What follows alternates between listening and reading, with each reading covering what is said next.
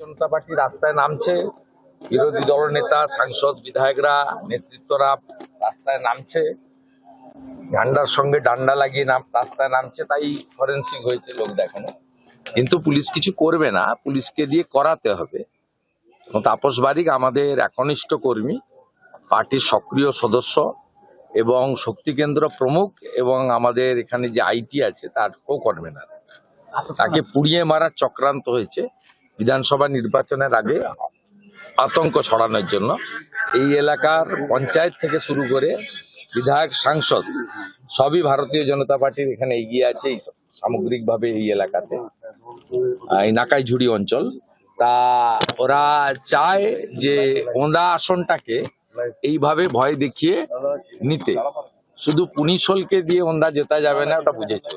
কিন্তু 48 ঘন্টা পেরিয়ে যাওয়ার পর মশাল রিকভারি করেছে এবং পুলিশ এখানে কোনো ব্যারিকেডেরও ব্যবস্থা করেনি, কোনো কিছু ব্যবস্থা করেনি। না করবে, পুলিশের অস্বস্তি। আমরা এলে পুলিশের অস্বস্তি হয়, মানে যাতে প্রমাণ লোপাট হয়, যন্ত্রণা বাড়ে, প্রমাণ লোপাটের এই জন্য সেটা তো ওরা করে এসছে। আমরা এসছি বলে, অন্য কোনো কারণে না। আমরা যদি না আসতাম এটুকু হতো। মানে 18 সালে আমরা দেখেছি উন্নয়ন রাস্তায় দাঁড়িয়েছিল, এবার চলো দেখতে দেন।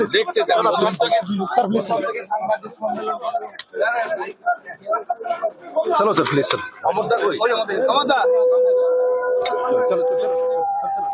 ওন্দায় শুভেন্দু অধিকারী, বিজেপি নেতা, তাকে পুড়িয়ে মারার চেষ্টার অভিযোগ ওন্দায় শুভেন্দু অধিকারী। তিনি যেমনটা বললেন যে পুলিশ কিছু করবে না, পুলিশকে দিয়ে কাজ করিয়ে নিতে হবে, এমনটাই বক্তব্য বিরোধী দলনেতা। এবং পুড়িয়ে মারার চক্রান্ত করা হয়েছে, পুড়িয়ে মারার চেষ্টা করা হয়েছে তাদের নেতাকে। পুলিশ কোনো কাজ করেনি, তারা এসেছেন তাই ফরেন্সিক দল এসেছে, নাহলে সেটুকুও হতো না। পুলিশ কোনো কাজ করছে না, পুলিশকে দিয়ে কাজ করিয়ে নিতে হবে বলেও বক্তব্য বিরোধী দলনেতা। পরিবার কি অভিযোগ করছে শোনাবো আপনাদের। রাত্রিতে আচমকা আমরা 3 জন স্বামী স্ত্রী আর ছেলে ঘুমাচ্ছিলাম, আর আজকা পেট্রোলের গন্ধ আর এই তাপ পেলাম। আমার কোঠার বাতাগুলা না থাকলে আর গ্রামবাসী না থাকলে আমরা কার মৃত্যু ছাড়া আর কেউ খুঁজে পেত না। পুলিশ 1 ঘন্টা বাদে এসেছিল।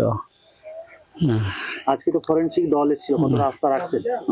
তারাও কিছু রাখেনি, তারা যেতেই পারেনি সেইখানকে। ভয় পেয়েছো তুমি? সবাই আছে, দাদা সবসময় আছে, আমার কল্যাণ সবসময় আছে, পুরো টিম আছে তোমার সঙ্গে। না হলে কালকে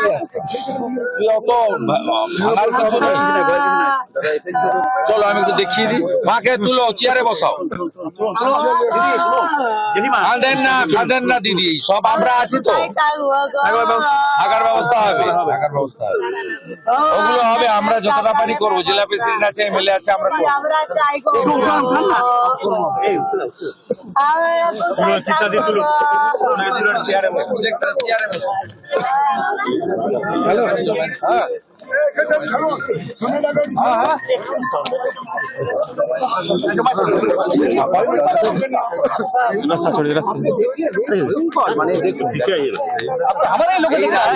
বিরোধী দল করা যাবে না, সবাইকে পিসির দল করতে হবে, পিসি ভাইপোর পার্টি করতে হবে এবং মাথা নিচু করে থাকতে হবে। এইরকম তরুণ যুবকরা এদের টার্গেট, আজকের টার্গেট নয়, 21-এর ভোটের পর থেকে বারে বারে এই ধরনের তরুণ যুবকরা যারা ভারতীয় সংস্কৃতি, সনাতন সংস্কৃতি, নরেন্দ্র মোদীকে সামনে দেখে, মোদীজিকে দেখে ভারতবর্ষের জন্য ভারত মাতা কি জয়, জয় শ্রীরামের ধ্বনি দিয়ে যারা এই অন্যায়ের অত্যাচারের প্রতিবাদ করতে চান, বাংলার প্রকৃত পরিবর্তন করতে চান, এরা এদের টার্গেট। আপনি সর্বত্র দেখবেন এই ধরনের ইয়াং ছেলেরা, 25, 26, 28, 30-এর যে ইয়াং ছেলেরা যারা আমাদের মূল স্তম্ভ, এরাই হচ্ছে এদের টার্গেট। যখন জব্দ করতে পারেনি এর কাছে, বিএলওরা যখন বাড়ি বাড়ি ফর্ম দিয়ে এসেছিল, তখন অধিকাংশ এই গ্রামের লোক এই পড়াশোনা জানে এবং মানে আমাদের কম্পিউটার চালাতে জানে। আমাদের এই কোঁদা বিধানসভার আইটির কো-কনভেনার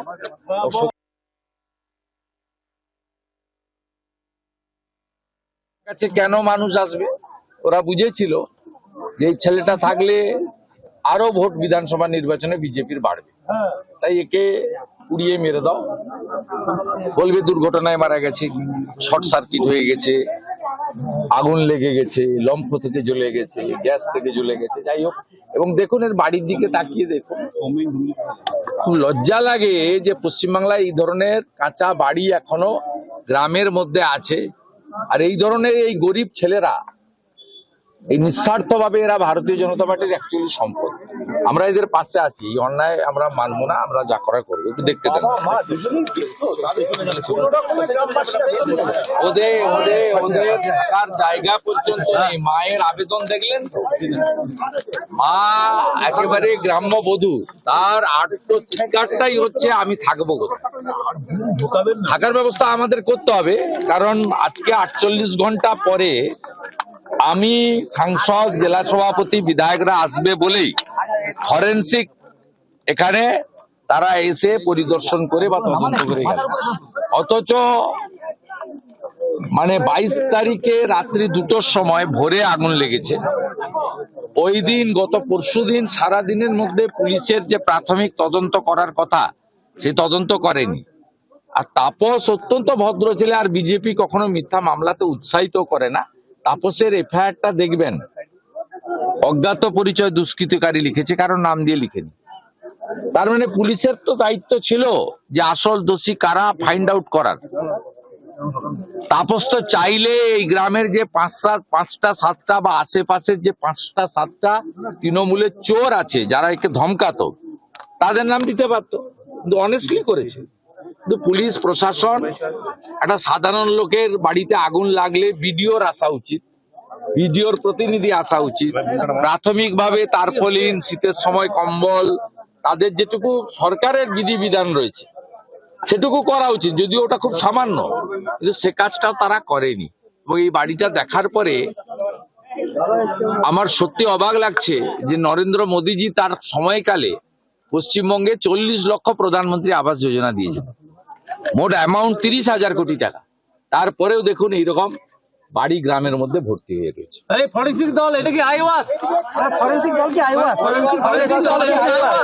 ফরেন্সিক দল এসছে, এটা কি আইওয়াস? আইওয়াস বটেই, আইওয়াস বটেই। পুলিশ যদি তার রাজধর্ম পালন করত, ট্যাক্সের টাকায় বেতন পায়, ভারতীয় ন্যায় সংহিতা অনুযায়ী যদি এফআইআর পাওয়ার পরে কাজ করতো, তাহলে পরশুদিনই এসব কাজ করা উচিত ছিল। 22 তারিখ, আজকে 24 তারিখে দুপুর বেলা পর্যন্ত অপেক্ষা করতে হতো। আচ্ছা ঠিক আছে, পরিবার কি চাইবে পরিবার ঠিক করবে। তাপস যেমন যেমন চাইবে, আমাদের জেলা সভাপতি তাপস বাবু, বিধায়ক অমর শাখা, সাংসদ সৌমিত্র খান, আমরা সবাই সেইভাবে তাকে সাহায্য করি। দাদা বিজেপি তৃণমূল দাবি করছে বিজেপির গোষ্ঠী কন্দল, হ্যাঁ, বিজেপির গোষ্ঠী কন্দল বলে চালাচ্ছে তৃণমূল, কি বলবেন? মাথার ডাক্তার দেখাক, এখান থেকে নাচি কাছে তৃণমূল বলছে, পুরুলিয়া দিয়ে চলে যাক, গাড়ি ভাড়া আমি দিয়ে দেবো। তৃণমূল বলছে এর সাথে আপনার কোনো দায়ী নয়, হ্যাঁ? এটা আমরা করিনি, এটা আমাদের কোনো দায়ী নয়। ও তো এফআইআর ও লেখেনি তৃণমূলের নাম, দুষ্কৃতকারী লিখেছে। আমরা বলি এটা রাজনৈতিক কারণ। এবং এসআইআর এর ফর্ম ফিল আপের সময় যখন জনগণ ওর বাড়িতে আসছিল, তখন তাপসকে ধমক দেওয়া হয়েছিল যে তোমার এই বাড়াবাড়িটা আমরা ঠিক করে দেবো। সরাসরি লড়তে পারবে না। ওন্দা বা বিষ্ণুপুর সাংগঠনিক জেলায় বিজেপি খুব শক্তিশালী পার্টি, সামনে লড়তে পারবে না, তাই পিছন থেকে রাত্রি 2টোর সময় ওদের হারমাদদের পাঠিয়ে পেট্রোল ছড়িয়ে আগুন লাগিয়েছে, যাতে পুড়ে ওর বাবা মা সব মারা যায়। দাদা যদি এর সুষ্ঠু বিচার না হয় তখন কি করবেন আপনারা? বিচার তো হবে না, কিন্তু তার জন্য ব্যবস্থাও আছে, আমরা করব, পার্টি পাশে আছে। বিরোধী দল নেতার কাজ এটাই, যেখানে যা ঘটে আমরা যাই, রাজনৈতিক ঘটুক অরাজনৈতিক ঘটুক, প্রথম আমি পৌঁছাই। এটা বিজেপি বিরোধী দল নেতার কাজ। বকটুতে যখন পুড়িয়েছিল 22 সালে, মমতা ব্যানার্জি যায়নি, যে মুসলমানরা তৃণমূলকে ভোট দিয়ে রেখেছে, এই মুসলমান পাড়াতে প্রথম আমি গেছিলাম। তাহলে কি বিধানসভা নির্বাচনের আগে সব টার্গেট মিডিয়া এবং বিরোধী? বিধানসভা নির্বাচনের আগে তাহলে কি সব টার্গেট মিডিয়া এবং বিরোধী? মিডিয়া টার্গেট তো বটেই। কয়েকদিন আগে আপনারা বেলডাঙ্গায় দেখেছেন একটা আত্মহত্যার ঘটনা নিয়ে কিভাবে 2 দিন ধরে এনএইচ বন্ধ রেখেছে। আর বিরোধী রাখতে চায় না, এত স্বাভাবিক কথা, কারণ ভোট হলে তো জিততে পারবেন। এসআইআর এর পরে যে পরিচ্ছন্ন ভোটার তালিকা আসবে, আর এই ধরনের যুবকরা তৃণমূলের টার্গেট, আজকের টার্গেট নয়, 21 সালে পোস্টপোল ভায়োলেন্সে এদেরকেই টার্গেট করেছিল সমস্ত বুথে পশ্চিমবাংলায়। লক্ষাধিক যুবককে বাড়ি ছাড়তে হয়েছিল এবং আসামে, ঝাড়খণ্ড, বিহারে গিয়ে তাদেরকে আশ্রয় নিতে হয়েছিল। এখনো 10-12 হাজার যুবক অন্য রাজ্য থেকে ফেরেনি। এই ছেলেরা যারা নিঃস্বার্থভাবে ভারত মাতার সন্তান, মোদিজির আদর্শে বাংলা গড়তে চায়, দেশ বাঁচাতে চায়, তারাই আজকে ওদের টার্গেট। ঠিক আমাকে একটু দেখি।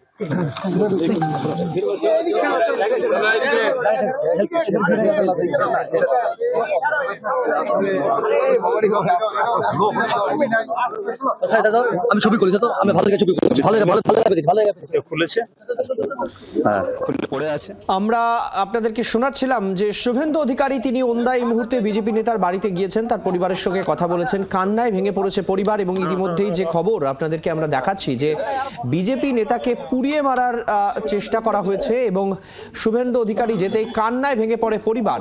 বাঁকুড়ার ওন্দার এই ছবি। এবং শুভেন্দু অধিকারী স্পষ্ট কতগুলো কথা বললেন। তিনি বললেন যে কোনো ভয় নেই, এই পরিবারের পাশে আমি আছি। এবং যে কথা শাসক দলের পক্ষ থেকে বলা হচ্ছে যে এটা সম্পূর্ণ বিজেপির গোষ্ঠীকোন্দল, তিনি পরিষ্কার বলেছেন যারা এই কথা বলছেন তাদের জন্য রাঁচির রাস্তা খোলা রয়েছে। এবং আপনারা দেখতে পাচ্ছেন এই মুহূর্তে ফরেনসিক টিম তারা ঘটনাস্থলে পৌঁছেছেন এবং নমুনা সংগ্রহ করছেন। বাড়িতে আগুন লাগিয়ে বিজেপির নেতা এবং বিজেপি করে যারা তাদের পরিবারকে পুড়িয়ে মারার চেষ্টা করা হয়েছে, সেই ঘটনা ঘিরে এই মুহূর্তে তোলপাড়।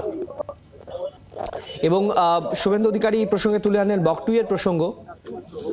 মৃত্যুঞ্জয় আমাদের প্রতিনিধি এই মুহূর্তে সরাসরি রয়েছেন আমাদের সঙ্গে। মৃত্যুঞ্জয়, প্রথমে তো আমি দেখতে চাইবো যে বাড়িটার এই মুহূর্তে ঠিক কি পরিস্থিতি, কি ঘটনা ঘটেছিল সেই সম্পর্কে একটু বিস্তারিত জানতে চাইবো।